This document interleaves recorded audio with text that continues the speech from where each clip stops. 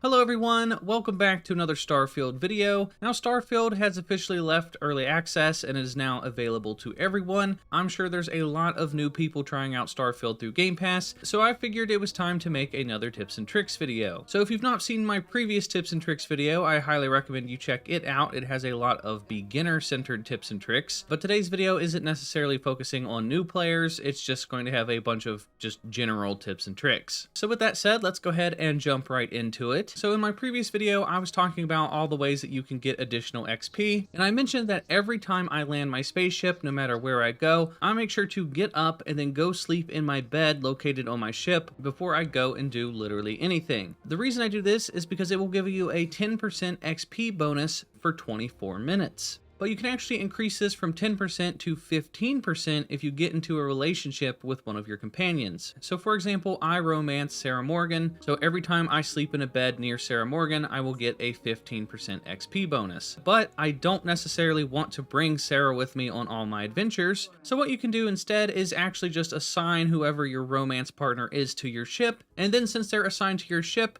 every time you sleep in your bed, you're still going to get that XP bonus without having to bring them out on your adventures. So I like to keep Sarah Morgan on my ship, basically just to give me that XP bonus. But in my last video, I mentioned that you could eat and drink certain food items to give you an additional XP bonus to stack on top of your sleep bonus. Well, today I'm going to show you where I go to stock up on all of my XP gains. So what you want to do is head to Paradiso, and in the main lobby, if you head over to the left, you're going to see a couple food stands. You're going to see a coffee stand, and you're going to see a tea stand. Now, I see these coffee stands all over the place in like every city, but I don't see very many tea stands. Now, what's so special about the tea stand is that every single tea that she sells is going to give you a 2% XP gain for 15 minutes. So for those of you that just aren't into cooking, this tea stand is a great alternative. I personally never got into cooking. I would much rather spend my skill points into something more useful like combat skills or my jump pack skill or piloting skills. So if you want to avoid the headache of learning how to cook, just head to Paradiso and stock up on this tea. And then personally, I like to take the tea and put it into my favorites menu. That way, if I'm about to engage in a lot of enemies, or if I know I'm about to turn in a quest, I just pop one of these teas to make sure I'm always getting that additional XP gain. And it's definitely made a big difference. So the next tip I have for you all has to do with making some passive income. Now, early on in the game, when you first get introduced to the city of New Atlantis, one of the very first locations that most people are going to come across is the Viewport. This is just a local bar. It's very easy to access, and there's a lady behind the counter that you can talk to. And when you talk to her, she's going to give you a fetch quest, and she wants you to go gather some supplies for her. But if you keep coming back to her throughout your playthrough, she's going to give you additional steps to keep helping her grow her business. Well, at one point, she's going to want some investors for her business, so she's going to want you to ask Walter Stroud to invest in her business, and then once you do that, you have to make a small investment yourself, and then once you complete her quest line, when you come back and visit her on occasion, she's going to give you a bonus based off of how much money her business makes. So I make sure to check back with her often to get a little bit of extra money for doing absolutely nothing. Hey, you! Business is good, and you deserve to see some of the profits. Here you go.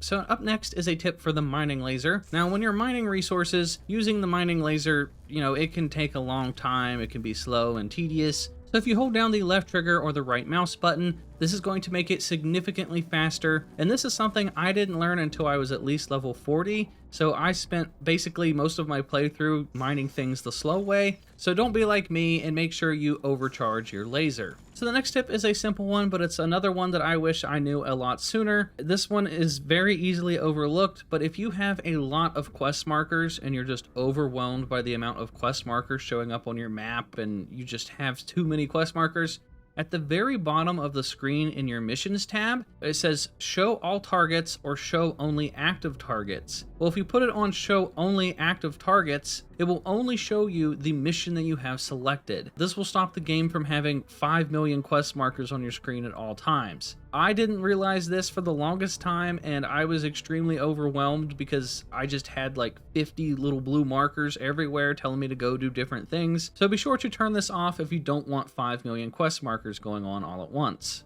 So the next tip I have has to do with your companions. Now there's a lot of things you can do in this game that are a bit shady. You can steal things, you can sell contraband, you can be a pirate and board and dock other ships and go on and just murder everybody and steal all their loot. And when you do these shady things, depending on who you have with you, it's going to make your companion not very happy. And if you continue to do things that they don't like, they will straight up hate you and they will leave you completely, which can definitely be annoying because sometimes doing some shady stuff just isn't really avoidable. Sometimes you have to steal something or you have to do something shady, but you know, you don't want to make your companions upset. Well, there are some companions in the game that are neutral and they don't care what you do. An example of this is Vasco, or the Adoring Fan. If you bring either one of them on your adventures, you can go around killing innocent people, you can board other ships and rob them, like they don't care. So if you're ever doing anything shady but you still want to bring a companion with you, Vasco or the Adoring Fan are always good options. And I've also noticed that most of the companions that you have to pay for, these are just random people that you encounter in your playthrough. They don't really care too much about your actions either. And then since we're talking about companions, make sure you give them and equip them items that make sense for that character. A lot of people don't realize this if you didn't play previous Bethesda games, but you can give your companions weapons and whatever suit you want them to wear, and then equip them in their inventory. So for example, if I want Sarah Morgan to wear the security guard uniform, I will just give it to her, and then switch over to her inventory,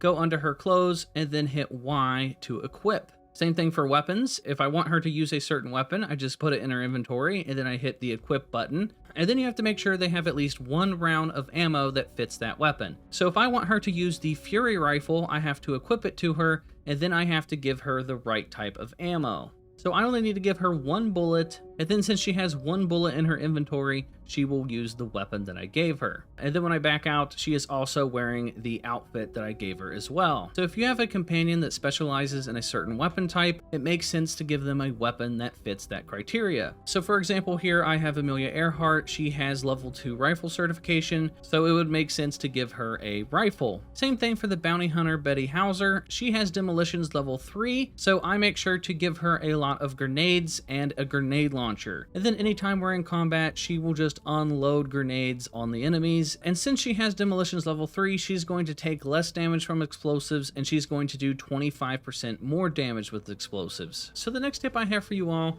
is to build an outpost as early as possible. Even if you don't plan on using the outpost, it's a good idea to put an outpost at a neutral location where you aren't going to get scanned for contraband or anything. That way, if you get a bounty put on your head, you can just go to your outpost, build yourself a bounty terminal, and then pay your bounties out your outpost. That way you don't risk getting thrown in jail. And trust me, you don't want to get thrown in jail, because if you do get thrown in jail, it's going to take away a lot of your XP, basically resetting your entire level. So you could be just about to level up, maybe you're going from level 12 to level 13. If you get thrown in jail, you're going to have to replay all of level 12 again. So you definitely don't want to get arrested. Build yourself an outpost at a random location, that way you can pay off those bounties. And then the next tips I have for you all have to do with flying in your ship. If you're in first-person mode and you want to look around in your cockpit, if you actually hold in the select button, or whatever button it is that changes your view, if you hold it in, you can then look around the inside of your cockpit while you're flying. And then if you want to stop doing this, you just press the button again, and then suddenly you're back to your flying controls. So if you ever just want to stop and take in the view, hold in the select button, and then you can look around your entire cockpit, which is definitely pretty cool. And then since we're in the spaceship, another tip I have for you all is that while you're flying, if you hold in the right bumper on the Xbox, I don't know what it is on PC, but if you hold in right bumper, this switches to your thruster control. So if you want to have a little bit more maneuverability, hold in the right bumper, and then you can go up, down, left, right to maneuver your ship with a little bit more accuracy. This is really handy if you're flying through asteroid fields and stuff. And then another tip while you're flying is that if you want to have the best mobility, you want to keep your speed in the middle here. This is where you're going to have the most maneuverability with your ship. If you go too fast or too slow with your speed, you're not going to be able to turn as quickly as you'd like, so keep it right in the middle, and this is going to be the sweet spot to give you the most maneuverability when flying your ship. And then the final tip I have for you guys in today's video is actually a very simple one, but it's one that is very useful, especially if you're a new player, and it's to pause your game and go to the help menu. There are a lot of mechanics in Starfield, and it's very easy to get overwhelmed, especially since some mechanics kind of build off of each other. You'll notice this a lot with like ship building and outpost building and stuff. Well, if you go to the help menu, it basically acts as like a tutorial. There are a lot of good tips and information in this help menu. So if you're ever building a ship, or you're building an outpost, or if you're confused about something in general, just pause the game, check the help menu, and odds are it probably has something in there to help answer your questions. But with that, that is going to do it for this video, guys. If you guys enjoyed it, then please give this video a thumbs up. It's greatly appreciated. If you're new here, consider subscribing and hitting the bell for notifications. That way you don't miss out on any future Starfield videos. And that is going to do it for me, everyone, and I will talk to you all next time.